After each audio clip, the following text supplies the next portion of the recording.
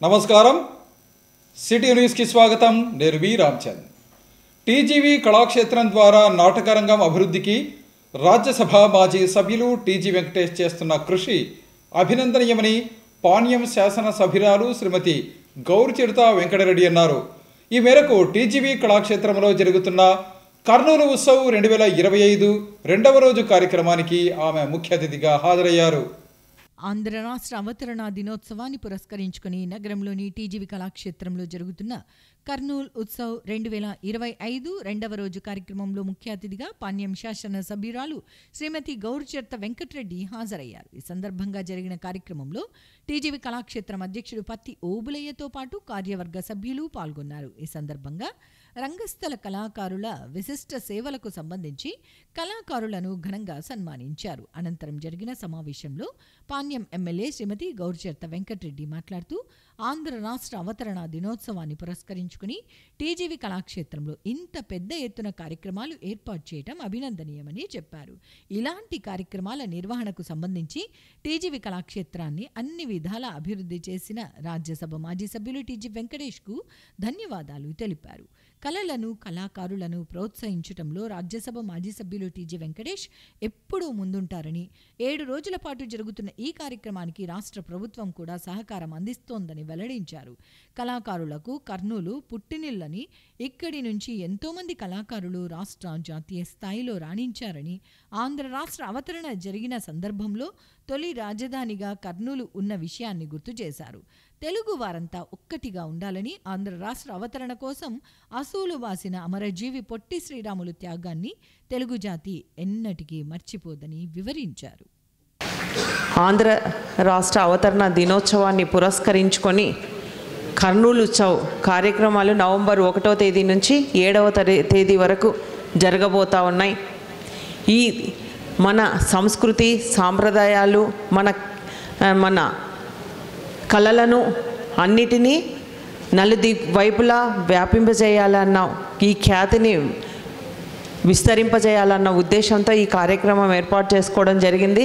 దీనికి ఆంధ్రప్రదేశ్ రాష్ట్ర ప్రభుత్వం కూడా సహాయ సహకారాలు అందిస్తూ కళలకు ముఖ్యంగా మన కర్నూలు పుట్టినిల్లు అన్ని రంగాల్లో కళలను బాగా ఆదరిస్తూ ఉంది కర్నూలు. అన్నిట్లో అంటే నాటక రంగంలో, నృత్య రంగంలో, అలాగే జానపద రంగంలో, ప్రతి రంగంలో, రంగస్థల నటనలో ప్రతి ఒక్క దాంట్లో మన కర్నూలు అగ్రస్థానంలో ఉంది. ముఖ్యంగా దీనికి ఆద్యులు మన టీజీవీ కళాక్షేత్ర అధ్యక్షులు మన చైర్మన్ గారు పెద్దలు గౌరవనీయులు టీజీ వెంకటేష్ అన్న గారికి హృదయపూర్వకంగా నమస్కారాలు తెలియజేసుకుంటున్నా. ఈరోజు ఇంత పెద్ద ఈ కార్యక్రమమే కాకుండా ఈ కళాక్షేత్ర భవనాన్ని ఏర్పాటు చేసి ప్రతినిత్యము ఏదో ఒకటి ఇక్కడ కార్యక్రమాలు జరుగుతూనే ఉంటాయి. ఎంతోమంది కళలను ఆదరిస్తూ ఉంది ఈ కళాక్షేత్ర. కాబట్టి నిన్ననే అన్న కూడా చెప్పడం జరిగింది, కళాశాలలు కూడా నాట్యానికి దీనికి కూడా కళాశాలలు కూడా ఏర్పాటు చేస్తామని చెప్పడం చాలా సంతోషం. ఎంతోమంది మన కర్నూలు నుంచి ఈరోజు నాట్యంలో కూడా బాగా రాణిస్తూ ఉన్నారు. ముఖ్యంగా మన ఆంధ్రప్రదేశ్ అంటేనే మన కర్నూలు జిల్లా నుంచి ఎంతోమంది అంటే ప్రధానమంత్రులయ్యారు, కేంద్ర మంత్రులయ్యారు, ముఖ్యమంత్రులయ్యారు, రాష్ట్రపతులయ్యారు. ఇటువంటి పెద్ద పెద్ద ఘన చరిత్ర కలిగిన మన కర్నూలు. గతంలో మనకు రాజధాని కూడా కర్నూలే ఉండింది. అటువంటిది ఇప్పుడు కూడా మనకు అన్నిట్లోనూ బాగా నలువైపులా మన కీర్తిని విస్తరింపజేయాలన్న ఉద్దేశంతో ఈ కార్యక్రమాలు జరుగుతూ ఉన్నాయి. ప్రజా సమస్యల పరిష్కార వేదికలో ప్రజలు ఇచ్చిన సమస్యలను వీలైనంత త్వరగా పరిష్కరించాలని జిల్లా కలెక్టర్ డాక్టర్ శ్రీ అధికారులను ఆదేశించారు. ఈ మేరకు నగరంలోని సునియన ఆడిటోరియంలో ప్రజల నుంచి ఆమె వినతి పత్రాలను స్వీకరించారు. నగరంలోని జిల్లా కలెక్టరేట్ సునైనా ఆడిటోరియంలో ప్రజా సమస్యల పరిష్కార వేదిక కార్యక్రమం ద్వారా జిల్లా collector doctor A Siri, joint collector Nurul Qamar ప్రజల నుండి వినతులను స్వీకరించారు. ఈ సందర్భంగా జిల్లా కలెక్టర్ మాట్లాడుతూ అర్జీ వచ్చిన వెంటనే సమస్య పరిష్కారానికి కృషి చేయాలన్నారు. ప్రతిరోజు లాగిన్ ఓపెన్ చేసి అర్జీకి సంబంధించిన అర్జీదారుతో కింది స్థాయి సిబ్బంది కాకుండా జిల్లా అధికారులే ఓపిక్గా మాట్లాడి వివరాలు తెలుసుకుని పరిష్కారం చూపాలని కలెక్టర్ ఆదేశించారు. రీఓపెన్ కాకుండా సమస్యలను నాణ్యతతో పరిష్కరించాలని అన్నారు. అర్జీని గడువు దాటే వరకు పరిష్కరించకుండా ఉండకూడదన్నారు. ఆడిట్ ప్రక్రియ 100% చేయాలని, సీఎంఓ అర్జీలను త్వరితగతిన పరిష్కరించాలని కలెక్టర్ అధికారులను ఆదేశించారు. ప్రభుత్వ కార్యాలయాల్లో దివ్యాంగుల కోసం ర్యాంపులు ఏర్పాటు చేయాలని కలెక్టర్ అధికారులను ఆదేశించారు. సమావేశంలో DRO Venkatanarayanamma, housing PD Chiranjeevi, special deputy collector Kondaiah, జిల్లా అధికారులు పాల్గొన్నారు. మా భూమి ఎప్పుడైతే రీసర్వే జరిగిందో 2023లో 8 ఎకరాల 76 సెంట్లు దాదాపుగా 6 ఎకరాలుగా చేయడం జరిగింది. అంటే రెవెన్యూ చరిత్రలోనే ఇంత తక్కువ భూమి చూపడం ఫస్ట్ టైం అనుకోవచ్చు మేము. ఎందుకంటే రెవెన్యూ వాళ్ళు చట్టం చేశారు, ఒక పొలాన్ని సర్వే చేసేటప్పుడు ఒక 5 సెంట్లు ఎక్కువ తక్కువ చూపమనే వాళ్ళకి ఆర్డర్స్ ఉన్నాయి. కానీ ఈ భూమిపైన ఏదో కుట్ర పన్నుతున్నది చిన్న ఎగ్జాంపుల్ ఇదే.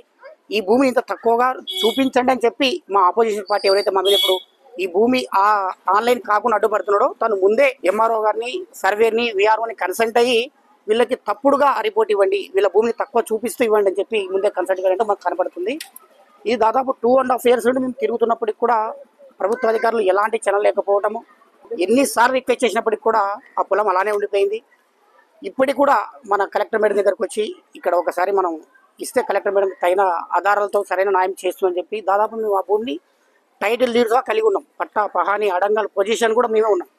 చట్టబద్ధంగా అన్నీ ఉన్నప్పటికి కూడా దీనిపైన ముందుకు పోవడానికి ఎంఆర్ఓ సుముఖంగా చూపట్లేదు. ఎందుకనే విషయం మాకు అర్థం కావడం లేదు. దీనిపైనే కలెక్టర్ని కలిసి ఆయన త్వరగా దీని మీద విచారిస్తున్న ఉద్దేశంతోనే స్పందించింది. త్వరగా ఈ సమస్య పరిష్కరిస్తానని చెప్పి ఈరోజు మీడియా ముందుకు రావడం, అలా కలెక్టర్ వరకు విన్నపం కూడా ఇవ్వడం. ప్రకృతి వ్యవసాయంతో రైతుల ఆర్థిక అభివృద్ధికి, ప్రజారోగ్య రక్షణ, పర్యావరణ పరిరక్షణ కలుగుతుందని జిల్లా కలెక్టర్ డాక్టర్ సిరి అన్నారు. ఈ మేరకు నగరంలోని ఉద్యానవన శాఖ భవనంలో జరిగిన సదస్సులో ఆమె పాల్గొన్నారు. నగరంలోని ఏ క్యాంప్లో ఉన్న ఉద్యానవన భవనంలో రైతు సాధికార సంస్థ ఆధ్వర్యంలో ప్రజా భాగస్వామ్య ప్రకృతి వ్యవసాయానికి సంబంధించిన ట్రైనీ, ఇంటర్నల్ క్లస్టర్ రీసోర్స్ పర్సన్లకు 5 రోజుల పాటు నిర్వహించిన శిక్షణ కార్యక్రమంలో జిల్లా కలెక్టర్ ఏ సిరి పాల్గొన్నారు. ఈ సందర్భంగా జిల్లా కలెక్టర్ మాట్లాడుతూ సేంద్రియ వ్యవసాయం అంటే తనకు చాలా ఇష్టమని, తాను కూడా పదవి విరమణ పొందిన అనంతరం వ్యవసాయం చేస్తానని కలెక్టర్ తెలిపారు. వైజాగ్లో తాను జాయింట్ కలెక్టర్గా విధులు నిర్వహిస్తున్న సమయంలో సహజ వ్యవసాయం ఎక్కువగా అరకు, పాడేరు ప్రాంతాలలో బాగా ప్రోత్సహించడం జరిగిందన్నారు. సహజ వ్యవసాయం ద్వారా పండించిన పంట ఉత్పత్తులు చాలా కాలం నాణ్యతతో ఉంటాయన్నారు. అంతేకాకుండా సహజ వ్యవసాయం ద్వారా ఆదాయం ఖచ్చితంగా వస్తుందన్నారు. ప్రజలందరూ ఆహారం కొరకు రైతుల మీద ఆధారపడి ఉంటారని, రైతులు పంటను పండించడానికి భూమి మీద, ప్రకృతి మీద ఆధారపడి ఉంటారని అన్నారు. అటువంటి భూమిని కాపాడుకోవాల్సిన బాధ్యత రైతుల మీద ఉందన్నారు. పురుగు మందులు, ఎరువులు ఎక్కువగా ఉపయోగించటం వల్ల భూమి దెబ్బతింటుందన్నారు. రసాయన ఆధారిత వ్యవసాయ పద్ధతుల వలన నేల సారవంతం తగ్గిపోతుందని, సహజ వ్యవసాయం ద్వారా భూమి ఆరోగ్యాన్ని కాపాడుకోవటంతో పాటు రైతులు తక్కువ వ్యయంతో అధిక లాభాలు పొందవచ్చని తెలిపారు. ఇక్కడ హాజరైన వారు ఖచ్చితంగా వారి గ్రామాలలో ఉండే రైతులతో సహజ వ్యవసాయం చేయించే విధంగా చర్యలు తీసుకోవాలన్నారు. తాను కర్నూలు జిల్లాకు వచ్చి కలెక్టర్గా బాధ్యతలు చేపట్టిన తర్వాత ఉల్లి సమస్యను ఎదుర్కోవటం జరిగిందన్నారు. గత సంవత్సరం ఉల్లికి డిమాండ్ బాగా వచ్చి ధర బాగా వచ్చిందని, అందువల్ల ఈసారి కూడా ఉల్లి పంట ఎక్కువగా సాగు చేశారన్నారు. ఉల్లి పంటను రైజ్డ్ బెడ్స్ పద్ధతిలో సాగు చేయాలని, ఈ విధానం ద్వారా భారీ వర్షాలు, నీటి నిల్వల కారణంగా పంట నష్టం జరగకుండా ఉంటుందన్నారు. ఈ పద్ధతిలో సాగు చేయనందున రైతులు ఉల్లి పంట నష్టం ఎదుర్కోవాల్సి వచ్చిందన్నారు. పొలం పిలుస్తోంది కార్యక్రమంలో వ్యవసాయ అధికారులు విత్తనాలు ఏ విధంగా వాడాలి అనే విషయాలను చెబుతున్నారని, రైతులు జాగ్రత్తగా, శ్రద్ధగా సూచనలు విని వాటిని పాటించాలని అన్నారు. రైతులు ఒకే రకం పంట వేయకుండా 2-3 రకాల పంటలు సాగు చేయాలని కలెక్టర్ రైతులకు సూచించారు. ఒకటే రకం పంట సాగు చేసి దాని మీద ఆధారపడటం వల్ల నష్టపోయే అవకాశం ఉంటుందన్నారు. అంతేకాకుండా పాడి పశువులను పెంచుకొని ఆదాయం మరింత పెంచుకోవాలని అన్నారు. పాడి పశువుల కొరకు రాష్ట్ర ప్రభుత్వం రుణాల అవకాశం కూడా కల్పిస్తోందని, ఈ అవకాశం రైతులు సద్వినియోగం చేసుకోవాలని కలెక్టర్ రైతులకు సూచించారు. సమావేశంలో జిల్లా వ్యవసాయ అధికారి వరలక్ష్మి, ఇన్ఛార్జ్ ఉద్యాన శాఖ అధికారి Madan Mohan Goud, assistant director of agriculture Salureddy, AP CNF DPM Madhuri తదితరులు పాల్గొన్నారు. లాస్ట్ టైం ఉల్లి బాగా రేటు ఉండడంతో ఈసారి మొత్తం అంతా కూడా ఉల్లి వేసేసారు. ఆ వేసేటప్పుడు కూడా పోనీ మంచి ఆ టెక్నాలజీ ఏదైతే మన వాళ్ళు చెప్తారో అవన్నీ పాటించకుండా మామూలుగా ఇలా నాటేశారు. సో ట్రాన్స్ప్లాంట్ చేయడం కానీ అంటే ఎక్కడ ఒక దగ్గర వేసుకున్న తాలూకా మొక్క మళ్ళీ ఇక్కడ ట్రాన్స్ప్లాంట్ చేయకుండా మామూలుగా ట్రెడిషనల్ మెథడ్ లో చేసుకుంటా వెళ్ళిపోయారు. తర్వాత మనకి వర్షాలు ఎక్కువ పడ్డాయి, మనకి తెలియదు వర్షాలు ఎక్కువ పడతాయి, ఇంత వర్షం పడుతుంది కర్నూలు జిల్లాకి, మన కర్నూలులో ప్రజలకి ఎవరికి తెలియదు ఈ సంవత్సరం. సో అందుకని ఎప్పుడు కూడా రేస్డ్ ప్లాట్ఫామ్ ఏమంటారు, రేస్డ్ బెడ్స్ ని తెలుగులో ఎత్తైన మడుగుల్లో వేయాలి. సో అది వేయకుండా కిందే నాటేశారు. దానివల్ల నీరు దాంట్లో చేరిన తర్వాత దాంట్లో కొన్ని రోజులు నీరు ఉండి ఆ బల్బ్ అంతా పాడైపోయి ఉల్లిపాయకి మంచిగా ధర రాలేదు. సో ఇప్పుడు దాన్ని ఎలాగా మనం నాటి ఎలాగా దాన్ని పెంచితే మనకి ఎక్కువ ప్రొడ్యూస్ వస్తుంది, ఎక్కువ ధర పలుకుతుంది అని అన్ని కూడా మన సైడ్ నుంచి గవర్నమెంట్ సైడ్ నుంచి టీమ్స్ మీకు చెప్తూ ఉంటాయి. సో ప్రభుత్వం కూడా రైతుల సమస్య అనగానే చాలా పర్టికులర్ గా చాలా సీరియస్ గా తీసుకుంటున్నారండి. సో ఏదేమైనా సరే రైతులకి మంచి ధర రావాలి, మంచి లాభం రావాలి, మంచి పంటలు వేయగలగాలి, దానికి మనం ఏం చేయాలి అంటే మెయిన్ గా డిస్కషన్ లో వస్తుంది. సో ఇప్పుడు మొత్తం ఉల్లిపాయ వేస్తారు, ఒక రైతు అయితే 10 ఎకరాల నుంచి 10 ఎకరాలు ఉల్లిపాయ వేస్తారు, మొత్తం పోయింది. నేను ప్రతిసారి కూడా రైతులకి చెప్పేది ఒకటే, ఎక్కువ పంటలు వేయండి. సో అలా వేసుకుంటూ వెళ్తా అది కొంతవరకు ఆదాయం ఇస్తుంది. ఇంకొంతమంది ఏంటంటే పశువుల్ని కూడా పెంచుకుంటున్నారు. మన జిల్లాలో ఎక్కువగా గొర్రెలు తర్వాత మేకలు పెంచుకునే అవకాశం మనకి ఎక్కువ ఉంది కాబట్టి సో దాని మీద కూడా మనకి లోన్స్ గవర్నమెంట్ సైడ్ నుంచి ఇస్తున్నారు కాబట్టి వాటిని కూడా మనం వినియోగించుకోవాలి. మహిళల ప్రపంచ కప్ ఫైనల్ మ్యాచ్లో సౌత్ ఆఫ్రికా జట్టుపై భారత మహిళల జట్టు ఘన విజయం సాధించడం భారతదేశ మహిళల శక్తికి నిదర్శనమని మాంటిసరీ పాఠశాల విద్యార్థులు అన్నారు. ఈ మేరకు భారత్ జట్టు విజయం నేపథ్యంలో వారు విజయోత్సవ వేడుకలు నిర్వహించారు. గత రాత్రి ముంబై వేదికగా జరిగిన ప్రపంచ మహిళా క్రికెట్ ఫైనల్ మ్యాచ్లో దక్షిణాఫ్రికా జట్టుపై మన దేశ మహిళా జట్టు ఘన విజయం సాధించిన నేపథ్యంలో నగరంలోని జిల్లా కలెక్టరేట్ వద్ద ఏ క్యాంప్ మాంటెసరీ పాఠశాల విద్యార్థినులు విజయోత్సవ వేడుకలను నిర్వహించారు. ఈ సందర్భంగా భారత నారీ విజయ భేరీ అంటూ నినాదాలు చేశారు. ఈ సందర్భంగా జరిగిన కార్యక్రమంలో పాఠశాల తెలుగు భాషా ఉపాధ్యాయుడు ప్రతాపరెడ్డితో పాటు విద్యార్థినులు మాట్లాడుతూ ప్రపంచ కప్ ఫైనల్ మ్యాచ్లో భారత మహిళా జట్టు దక్షిణాఫ్రికా జట్టుపై ఘన విజయం సాధించడం పట్ల హర్షం వ్యక్తం చేశారు. ఈ విజయం భారతదేశ మహిళల శక్తిని ప్రపంచానికి చాటిందని వివరించారు. మహిళలు ఏ రంగంలోనైనా పురుషులకు తీసిపోరని ప్రపంచ కప్ ఫైనల్ మ్యాచ్లో భారత్ మహిళా జట్టు ఆడిన తీరు రుజువు చేసిందని చెప్పారు. ఎలాంటి ఒత్తిడి లేకుండా దక్షిణాఫ్రికా లాంటి శక్తివంతమైన జట్టుపై భారత మహిళా జట్టు సాధించిన విజయం ప్రతి ఒక్కరికి స్ఫూర్తిదాయకమని తెలియజేశారు. ఈ మ్యాచ్లో అద్భుతమైన ప్రతిభ కనబరిచిన దీప్తి శర్మ, షెఫాలి వర్మలను ప్రత్యేకంగా అభినందించారు. భారత జట్టులో ఫైనల్ మ్యాచ్ వరకు తీసుకెళ్లిన కెప్టెన్ హర్మన్ ప్రీత్ కౌర్ను అభినందించారు. భారత మహిళా జట్టును ప్రతి ఒక్కరూ ఆదర్శంగా తీసుకుని వారు ఎంచుకున్న రంగాలలో రాణించాలని ఆకాంక్షించారు. నిన్నటి రోజున జరిగిన దక్షిణాఫ్రికా మరియు భారత మహిళల క్రికెట్ ప్రపంచ కప్లో భారత మహిళలు అద్భుతమైన విజయాన్ని సాధించడం అందరికీ తెలుసు. నిన్న 52 పరుగుల తేడాతో మన భారత జట్టు దక్షిణాఫ్రికా జట్టును ఓడించారు. భారత జట్టులో ముఖ్యమైన దీప్తి శర్మ, షెఫాలి వర్మ లాంటి వాళ్ళు ఎంతో మంది ఉన్నారు. వాళ్ళందరూ భారతీయుల ప్రజల గుండెల్లో ఎప్పటికీ ఉంటారు. అందుకని ఈ ర్యాలీని మేము ఎంతో ప్రేమపూర్వకంగా నిర్వహించడం జరిగింది. ముంబై వేదికగా నిన్నటి రోజున హర్మన్ ప్రీత్ కౌర్ సారథ్యంలో దక్షిణాఫ్రికాతో జట్టుతో జరిగినటువంటి మహిళా క్రికెట్ జట్టుతో అద్భుతమైనటువంటి విజయాన్ని భారత మహిళా జట్టు కైవసం చేసుకోవడం చాలా ఆనందదాయకంగా ఉంది. 47 సంవత్సరాల నిరీక్షణ ఫలితం నిన్నటి రోజున జరిగింది. ఇది రాబోయేటువంటి మహిళలు ఎవరైతే ఉన్నారో మాకు ఏది చేత కాదు అని అనుకుంటూ ఉంటారో ప్రతి మహిళకు కూడా ఈ భారత మహిళా క్రికెట్ జట్టు ఇచ్చినటువంటి ఒక అద్భుతమైనటువంటి ప్రేరణ. అందుకే భారత మహిళల్లో ఉన్నటువంటి ఆ 11 మంది సాధించిన విజయం కాదు ఇది. 140 కోట్ల మంది భారతీయ హృదయాల చప్పుడుకు నిదర్శనంగా ఆ భారత జట్టు నిలబడడం చాలా ఆనందదాయకంగా ఉంది.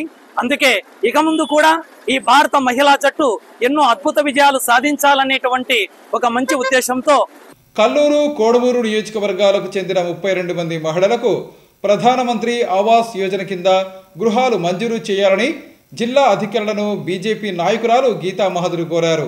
ఈ మేరకు ప్రజా సమస్యల పరిష్కార వేదికలో మహిళల తరపున వినతి పత్రం అందజేశారు.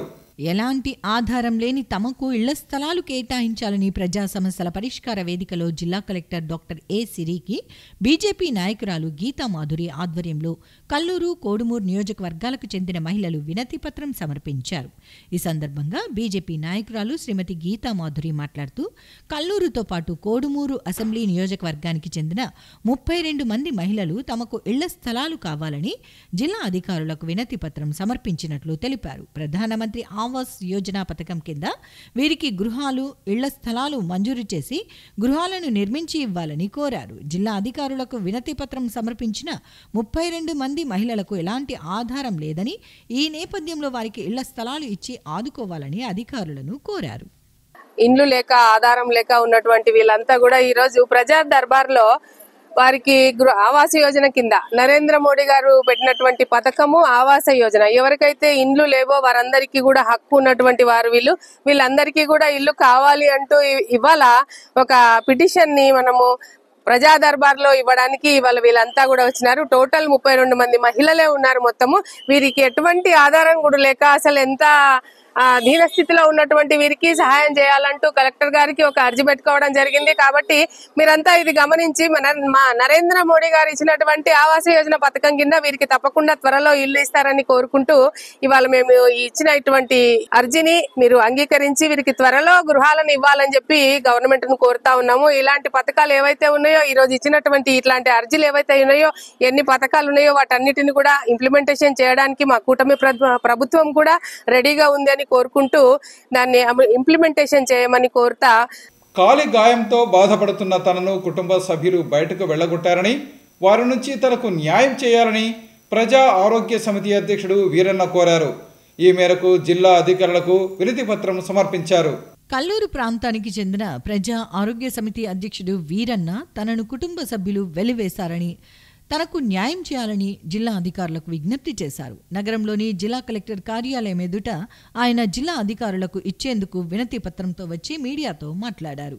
ప్రజా ఆరోగ్య సమితి పేరుతో స్వచ్ఛంద సేవా సంస్థ నిర్వహిస్తున్న తాను ఎన్నో ఉచిత వైద్య శిబిరాల ద్వారా సేవలు అందించారని చెప్పారు. అయితే ఇటీవల తాను ప్రమాదవశాత్తు కింద పట్టడంతో కాలు విరిగిందని, ఈ నేపథ్యంలో భార్య, పిల్లలు తనను ఇంటి నుంచి వెళ్లిపోవాలని బయటకు పంపించారని చెప్పారు. ఈ విషయంపై అధికారులు జోక్యం చేసుకుని తనకు న్యాయం చేయాలని కోరారు. పొరపాటున కింద కాలుదారి కింద పడిన ఫ్రాక్చర్ అయింది. వాళ్ళ అవకాశం తీసుకొని నా కొడుకు, నా భార్య తీసుకుపోయి ఆపరేషన్ చేసి బస్టాండ్లో పారేసుకున్నారు. 3 నెలలు నీళ్ళే, ఇప్పుడు 3 నెలలే. అదే అవకాశం తీసుకొని మరుసటి రోజు ఎల్లమ్మకి చేసి 300 మంది భోజనాలు పెట్టించినారు. ఫోన్ చేస్తే ఎవర్రా నువ్వు, ఎందుకు ఫోన్ చేస్తారా అంటాడు కొడుకు, పెద్ద కొడుకు. ఫోన్ చేసి ఎందుకు ఫోన్ చేస్తారా నువ్వు, పోలీస్ ఆఫీసర్లు ఉంటారు, డాక్టర్లు, వాళ్ళకి ఫోన్ చేస్తే ఒక రకంగా నాకు ఫోన్ చేయొద్దు అని 10 పైసలు కూడా నా పరిస్థితి ఇది. వేల క్యాంపులు చేసిన, మెడికల్ క్యాంపులు ఉచితంగా పేదలకి సర్వీస్ చేసిన నాకు ఈరోజు నాకు కూడు లేకుండా పట్టణాల్లో పడ్డా. దయవుంచి కలెక్టర్ గారు, ప్రెస్ వాళ్ళు నాకు న్యాయం చేకూరుతారని 2 చేతులు ఎత్తి జోడించి మొక్కుతున్నా. నగరంలోని పాత బస్టాండ్ వద్ద ఉన్న దక్షిణ షిరిడి సాయిబాబా ఆలయంలో ఈ నెల 5వ తేదీ కార్తీక దీపోత్సవ కార్యక్రమాన్ని నిర్వహిస్తున్నామని ఆలయ కమిటీ ప్రధాన కార్యదర్శి మహాబలేష్ తెలిపారు. ఈ కార్యక్రమానికి భక్తులు అధిక సంఖ్యలో పాల్గొని విజయవంతం చేయాలని కోరారు. రేపు 5వ తారీఖు బుధవారం రోజు కార్తీక పౌర్ణమి. ఈ కార్తీక పౌర్ణమి కార్యక్రమం పురస్కరించుకొని కర్నూలు దక్షిణ షిరిడిగా పేరుగాంచిన మన షిరిడి సాయిబాబా దేవస్థానంలో సాయంత్రం 6 గంటలకు పవిత్ర తుంగభద్ర నదీ తీరంలో మహిళల చేత నీళ్ళలో దీపాలు వదిలే కార్యక్రమం ఏర్పాటు చేశారు. వాటికి కావాల్సిన పూజా సామగ్రి అంతా కూడా దేవస్థానం గారు ఏర్పాటు చేశారు కనుక ప్రతి ఒక్క భక్తుడు, భక్తురాలు వచ్చి ఆ గంగమ్మ ఒడిలో దీపాలు వదలవలసిగా కోరుతున్నాం. ఆ రోజు మన దేవస్థానం జరిగే కార్యక్రమాలు సాయంత్రం 6 గంటలకు దీపాలు వదిలే కార్యక్రమం, 6:30కు సంధ్యాహారతి, 7 గంటలకు గంగాహారతి. కాశీలో ఏ విధంగా అయితే గంగాహారతి ఇస్తారో అలాగే మన దేవస్థానంలో గంగాహారతి ఇస్తారు. 7:15 జ్వాల తోరణం, 7:30 గంటలకు పాలు కాచే కార్యక్రమం. ఈ కార్తీక పౌర్ణమి రోజు 6 బయట వెన్నెలలో పాలుగాంచి వేడి చేస్తున్నప్పుడు చంద్రుని యొక్క ప్రతిబింబాలు ఆ పాల మీద పడతాయి. ఆ పాలు సేవిస్తే మంచి జరుగుతున్న శాస్త్రాలు చెప్తున్నాయి కనుక ప్రతి ఒక్క భక్తులు వచ్చి ఆ పాలను సేవించవలసిగా కోరుతున్నాం. రాయలసీమలోని దంతవైద్య రంగంలో అధునాతన వైద్య చికిత్సా విధానాలను అందుబాటులోకి తెస్తున్న Lakkireddy super speciality dental hospital అధినేత డాక్టర్ లక్కిరెడ్డి అమరసింహారెడ్డికి ప్రతిష్టాత్మక వీర్రత్న అవార్డు లభించింది. ఈ అవార్డు తన బాధ్యతను మరింత పెంచిందని డాక్టర్ లక్కిరెడ్డి అమరసింహారెడ్డి తెలియజేశారు. ఈరోజు ఆధునిక దంత వైద్యంలో మన యొక్క bravest hands beside every smile అంటే ప్రతి ఒక్క అందాన్ని మెరుగుపరచడంలో దంత వైద్య నిపుణుల యొక్క పాత్ర ఎంతగానో ఉంది. వీటన్నిటిలో భాగంగా దంత వైద్య రంగంలో మేము ఇచ్చినటువంటి సేవలకు గాను ఈరోజు రెడ్డీస్ ల్యాబ్ నుంచి ఈ అవార్డు అందుకోవడం జరిగింది. ఇది అత్యుత్తమ పురస్కారంగా మేము భావిస్తూ ఇక ముందు కూడా అత్యాధునిక అంతర్జాతీయ స్థాయి వైద్యాన్ని కర్నూలు ప్రజలకు ఎప్పటిలాగానే అందిస్తూ ఇంకా మెరుగైన చికిత్సలు ఎప్పటికప్పుడు అందుబాటులోకి తీసుకొస్తామని ఈ సందర్భంగా తెలియజేసుకుంటాం. ఇవి ఈనాటి సిటీ న్యూస్. తిరిగి రేపు ప్రసారమయ్యే సిటీ న్యూస్లో మళ్ళీ కలుసుకుందాం. అంతవరకు సెలవు. నమస్కారం.